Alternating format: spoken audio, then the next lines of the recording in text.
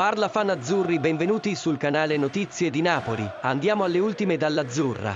Ma prima, se siete nuovi qui, già iscrivetevi e attivate le notifiche per non perdervi nessuna novità dal Napoli. L'ex calciatore del Parma Faustino Asprilla ha rilasciato una lunga intervista alla Gazzetta dello Sport. Di seguito un estratto sulla Serie A e su alcuni singoli, tra i quali Victor Osimhen. Il campionato mi diverte poco, non si vede una giocata di classe, di fantasia. Il Napoli, ecco, il Napoli è una squadra che mi piace. Osimhen è davvero bravo. Se è più bravo di me. Attenzione, perché partono le querele. Vi ricordo che io ho giocato in Serie A quando c'erano Van Basten, Gullit, Baresi, Maldini, Del Piero, Roberto Baggio. Devo andare avanti. Io, per fare gol, dovevo superare gente come Baresi, Costa Curta, Vierkovod.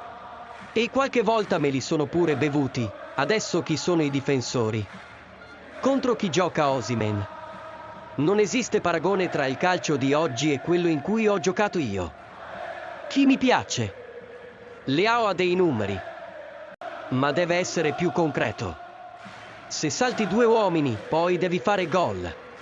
Non mi basta un cross e un passaggino in mezzo all'area.